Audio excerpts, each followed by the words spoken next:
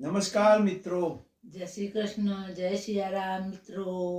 Madhuvan farm house Ramnagar Kalol YouTube ચેનલમાં આપ સૌનું સ્વાગત છે. મિત્રો, આજે હવે કલોલ છીએ. હવે તમને દેખાય છે ફાફડા અને જલેબી ચા સાથે. તો ખાસ એના ઉપર જ ચર્ચા કરવી છે કે ભાઈ જલેબી ને ફાફડા ખવાય કે નહીં. ડાયાબિટીસ વાળાનો ખવાય જ નતા.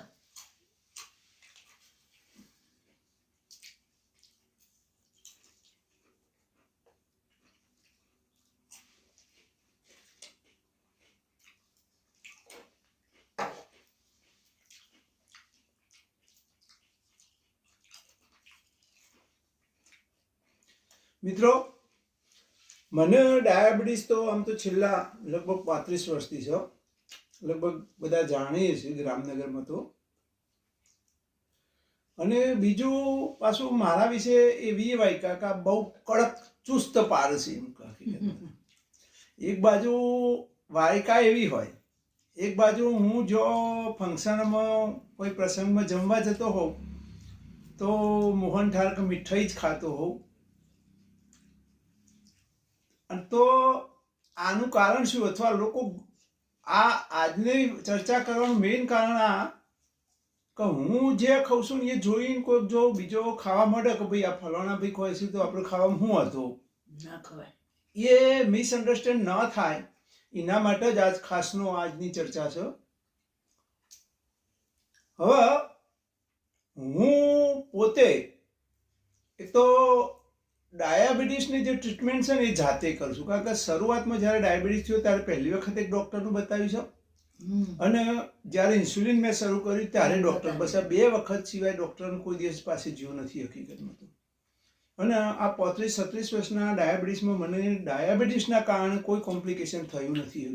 સારું થયું કે ડાયાબિટીસ થઈ હતી. એટલે હા, હું ઘણી વખત બધાને કહું છું કે મને ડાયાબિટીસ થયું માટે મારું શરીર સારું છે. એનું કારણ છે કે ડાયાબિટીસની અંદર જે તમારે શરીરની લાઈફસ્ટાઈલ રાખવી જોઈએ ને એ પરફેક્ટ હું રાખું છું, જેના કારણે શરીર બીજા કોઈ રોગોના કારણે જે બગડવું જોઈએ ને એ પણ બગડ્યું નથી હકીકતમાં. હવે તો કોઈ પૂછે કે ભાઈ તો પછી મારે ખવાય કે નહીં, હકીકતમાં તો એની ખાસ ચર્ચા જરૂર છે. હવે ખાવામાં એવું છે કે ડૉક્ટરો તો અમને તમને ના જ પાડશે હકીકતમાં, અને ખરેખર ના પણ ખવાય. પણ હું જે ખાઉં છું ને એ ખાવાનું કારણ પહેલું તમે સમજી લો, પછી તમે વિચાર કરો કે જ્યારે આવું કંઈ પ્રસંગ હોય, ખાવાની ઈચ્છા હોય ત્યારે ખાઈએ છે. પણ હું ખાસ એક ધ્યાન રાખજો, હું 1 કે 2 આઈટમ સિવાય કોઈ ત્રીજી આઈટમ એક તો લેતો નથી હકીકતમાં તો. આમ જનરલ મારા ઘરે પણ વધુ એક આઈટમ, અને બહુમાં બહુ એના જોડે સપોર્ટદાર કે રોટલી હોય તો શાક હોય કે એવું હોય તો જ, બાકી ત્રીજી આઈટમ હું કોઈ દિવસ લેતો નથી. એટલે હું ટોટલ કેલરીનું પ્રમાણ ઓછું રાખું છું. બીજું ખાસ કહું છું તમને,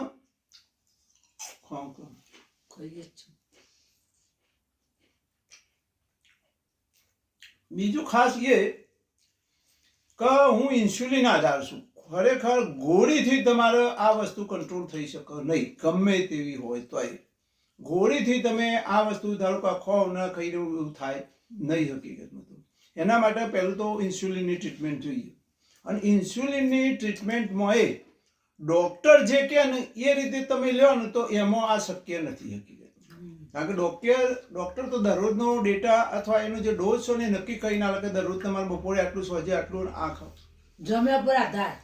પણ મેં જે ડોઝ નક્કી કર્યો છે ને આટલા, મારા લગભગ આ ગણો ને 2001થી મેં ઇન્સ્યુલિન ચાલુ કર્યું, ત્યાં 25 વર્ષના અનુભવના આધારે જ્યારે હું જેવું ખાઉં ને એ પ્રમાણે એનું ઇન્સ્યુલિન લઉં એટલે મારે રેડી જ. એટલે ખાસ એક આ ડોઝ નક્કી કરવા માટે તમે ના કરી શકો, એનો તમારે બહુ જ અભ્યાસ જોઈએ, જુદા જુદા પ્રકારના ઇન્સ્યુલિન નિવૃત્ત જોવો. બીજું કે ઇન્સ્યુલિન લઈને આવું કોઈ પણ ખાઈને ઇન્સ્યુલિન લઈને પછી એનું 2 કલાકે શું રિઝલ્ટ આવે ને એ ચોક્કસ તમારે માપવું જ પડે. આમ તો તમારે બીજો આજનો દારૂ એક જ વખત માપવું એમ નહીં. હું દરરોજ દારામાં 4 થી 5 વખત મારું ડાયાબિટીસ મપાય છે, અને દર 2 થી 3 મહિને એક જે 3 મહિનાનો સરેરાશ જે HbA1c ટેસ્ટ કહેવાય છે ને એ હું કરાવું છું. હવે જુઓ મારા આ ટેસ્ટ, આ અઠવાડિયાના ટેસ્ટ અને 3 મહિનાનો ટેસ્ટ. જુઓ આ ટેસ્ટ. જુઓ મિત્રો, આ મારા ડાયાબિટીસના રિપોર્ટ છેલ્લા 7 દિવસના. એમાં આજે સવારે વહેલો આ 9 જાન્યુઆરી 2026 124. હવે ગઈકાલે 8 જાન્યુઆરીએ 1, 2, 3 ને 4 વખત માપ્યો છે આ રહ્યો, પછી 5 વખત, પછી આ 7 જાન્યુઆરીના જુઓ 1, 2, 3 વખત, પછી આ 6 જાન્યુઆરીના જુઓ 1, 2 ને 3 વખત, પછી આ 5 જાન્યુઆરીના જુઓ 142, 100, 130 આ 3 વખત, આ 4મી તારીખના જુઓ આ 3 વખત 136, 138, 121. આ 3જી જાન્યુઆરી 3 તારીખના 2 રિપોર્ટ જુઓ, અને આ 2જી જાન્યુઆરીના 3 રિપોર્ટ જુઓ. 3-4 રિપોર્ટ છે. બસ આ રીતે મારા દરરોજના રૂટીન રિપોર્ટ હોય શું, એટલે આ રીતે મારું કંટ્રોલ હોય છે. અને જુઓ આ મારો 3 મહિનાનો સરેરાશ રિપોર્ટ જે HbA1c કહેવાય એ આવ્યો છે 6.2, એટલે સરેરાશ આપણી ભાષામાં કહીએ તો 143.4. એટલે આ રિપોર્ટ મારો રહેશે 3 મહિનાનો. આવા છેલ્લા 25 વર્ષથી આ રેન્જની અંદર રહેશે હકીકતમાં. એટલે મારો ડાયાબિટીસ ના હોય ને જે રિપોર્ટ આવવા જોઈએ ને એ પ્રમાણે આવશે, ત્યારે હું આ બધું કરી શકું છું. તો આ હતા મારા રિપોર્ટ. જોયા ને મિત્રો? જોઈ ને આ ટેસ્ટ.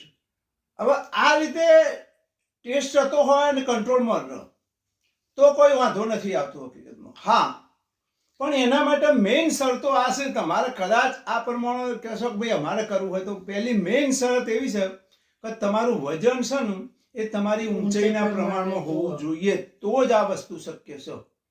કારણ કે વજન થોડું ઘણું વધારે હોય ને તો ઇન્સ્યુલિન જે કામ કરવું જોઈએ ને એટલું પરફેક્ટ કરી શકતું નથી. જો વધારો ઇન્સ્યુલિન તમે લેવા જાઓ તો વધારો પર ઓછું પર, એટલે ઇન્સ્યુલિન પહેલી ટ્રીટમેન્ટ કરવા માટે તમારે પહેલું તો પરફેક્ટ તમારું વજન હોવું જોઈએ. બીજું, તમારી નિયમિત કસરત હોવી જોઈએ. કારણ કે કસરત ન કરવાથી અને વજન વધવાથી ઇન્સ્યુલિન રેઝિસ્ટન્ટ શરીરમાં ઉત્પન્ન થાય છે. એનો અર્થ એવો કે ઇન્સ્યુલિન હોય અથવા તમે ઇન્સ્યુલિન બહારથી આલો પણ એ કામ ન કરો, એટલે એ વખતે નકામું પડે. એટલે પહેલી તો 2 શરતો તમારે પાડવી પડે. એક, તમારું વજન છે તમારી ઊંચાઈના પ્રમાણમાં જ જોઈએ. ધારો કે મારું ઊંચાઈ 6 ફૂટની 6 ઇંચ છે તો મારું વજન 65 કિલોની આજુબાજુ જ છે, એનાથી બીજું વધવા દેતો નથી. અને બીજું કે તમે એક વખત ધારો કે ડાયાબિટીસમાં પાયો અને 95 આવ્યો એટલે તમે ખુશ થઈ જાઓ ને, એવું નથી હોતું હકીકતમાં. તો દાડામાં 10 વખત જેટલી વખત માપો ને એટલી વખત ડાયાબિટીસ અલગ જ આવે. એટલે એક વખત ડાયાબિટીસ માપીને તમે આખો મહિનો ખાવાનું ચાલુ રાખો ને એ તદ્દન ખોટું છે હકીકતમાં. અને વજન દરરોજ સવારે તમારે ચેક કરવું પડે. એવું નહીં કે 15 મહિને ચેક કરી અને 1-2 કિલોનું જો વેરિએશન આવ્યું હોય ને તો પણ રિઝલ્ટ મળતું નથી. તમે જે નક્કી કર્યું હોય ને બહુમાં બહુ 500 ગ્રામ આગુ પાછું થવું જોઈએ. એથી 1-2 કિલોનો ડિફરન્સ તો આવવો જ ના જોઈએ. તો આ બધું શક્ય છે હકીકતમાં. એટલે આ બધું કરવા માટે આ કમ્પ્લીટ જોઈએ તમારે હકીકતમાં. તો અને ઇન્સ્યુલિન મેં ના કીધું કે તમારે જાતે એનો અભ્યાસ, કારણ કે આમાં, અને હું તો કહું છું કે તમે આ મારું જોઈને તો કરતા જ નહીં. કારણ કે તમારો ડાયાબિટીસ વધી જાય ને એનું કોઈ બહુ નુકસાન નહીં થાય, પણ તમારું ઇન્સ્યુલિન વધારે પડ્યું અને તમારું જો ઘટી ગયું ને એ બહુ ડેન્જરસ છે. એ માણસ કોમામાં જતો રહેશે. એટલે તમે આ ના કરી શકો હકીકત તો.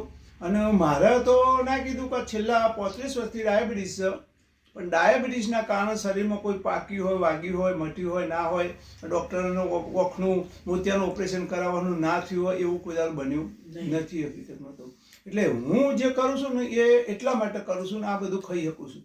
એટલે પહેલી વાત તો એ છે કે તમારો માઇન્ડનો કંટ્રોલ તમારા ઉપર કેટલો છે. જો તમારો માઇન્ડનો કંટ્રોલ હશે તો તમે જીવનને માણી શકશો હકીકતમાં. તો અને જો માઇન્ડનો કંટ્રોલ નહીં હશે ને તો તમે ડાયાબિટીસને કંટ્રોલ નહીં કરી શકો અને જીવનને માણી નહીં શકો. તમે 2 વસ્તુ અવળું થશે હકીકતમાં. તો એટલે આનો કંટ્રોલ બહુ મહત્વનો છે. અને આ કંટ્રોલ દરેક માણસનો હોય એવું શક્ય નથી હકીકતમાં. આ એક કુદરતી બક્ષિસ છે આ વસ્તુ કરવી. કારણ કે એના જીનેટિક્સમાં આ પાવર હોય તો જ આ તમને થાય કે હું કરી નાખું એવું ના થાય હકીકતમાં.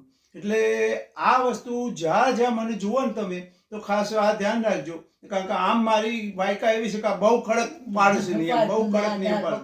બાકી હું પાડું છું એટલે હું એન્જોય કરું છું. એન્જોય એટલે કોઈ દિવસ મારું વજન ભલે ગમે એટલું, અને એના માટે હું શું કરું છું, ધારો કે આવું એક બે વખત ખાવાનું હોય તો દિવસમાં 3 વખત મારો ઉપવાસ કરવા પડતો કરું છું, પણ મારું વજન એક 5-6 ગ્રામ આગળ જવા દેતું નથી.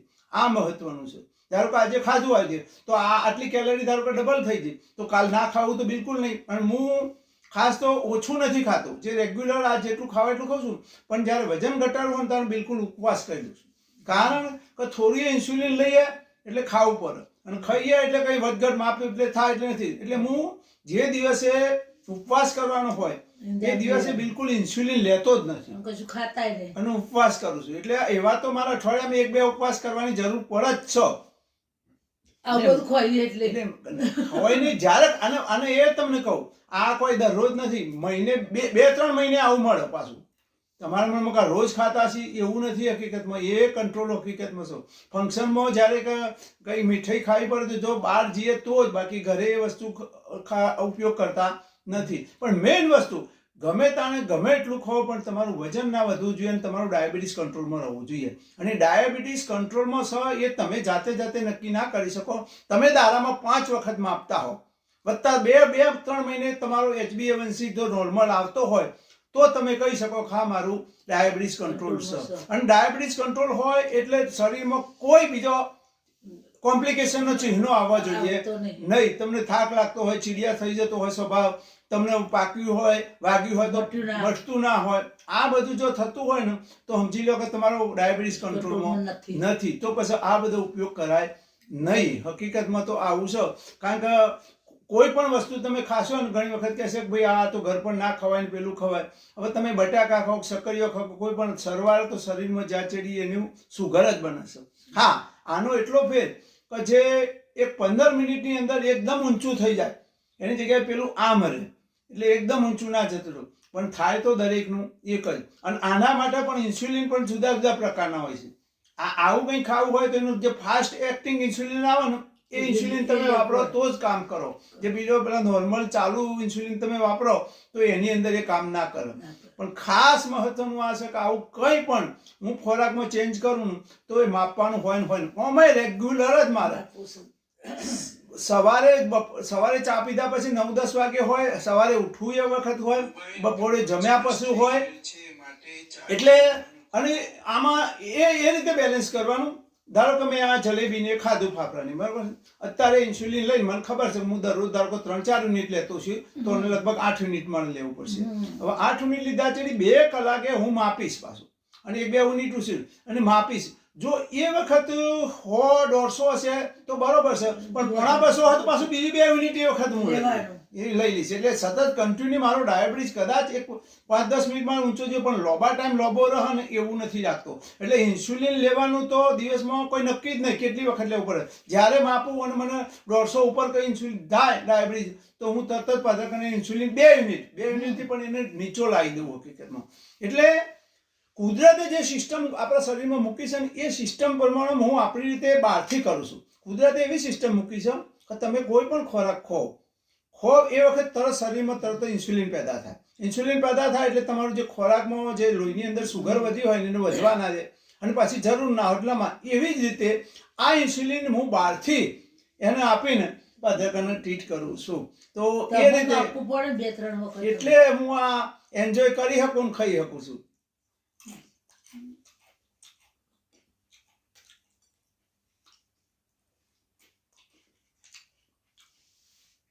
તો મિત્રો, આ હતી મારી ડાયાબિટીસની ટ્રીટમેન્ટ. એટલે હું લોકો જે માને છે ને બહુ કડક નહીં, હું એન્જોય જીવનને લાઈવ કરું છું, હું ડાયાબિટીસ કંટ્રોલમાં રાખું છું. એટલે હું મારી રીતે ત્યાં સુધી સ્વસ્થ છું. પણ મહેરબાની કરીને તમે આ પ્રયોગ જાતે કરતા નહીં, મારી સલાહ અથવા મને જોઈ ન. એના માટે તમારે તૈયાર થવું પડશે, જાતે ટ્રીટ થવું પડશે. તમે જાતે રિઝલ્ટ મેળવો અને તમને રિઝલ્ટ મળે તો પછી ધીમે ધીમે તમે આ રીતે લાઈફસ્ટાઈલ કરી શકો. તો મિત્રો, ખાસ એક આ સાચી માહિતી તમારા સુધી પહોંચો એનો આજના વિડીયોનો અને અમે કલો લાયા છે. એટલે આ જલેબી ફાફડા ખાવાનો અમારો આ આશય હતો. તો મિત્રો આ હતો આજની ચા સાથેની ચર્ચા. જય સિયારામ. જય શ્રી કૃષ્ણ, જય સિયારામ.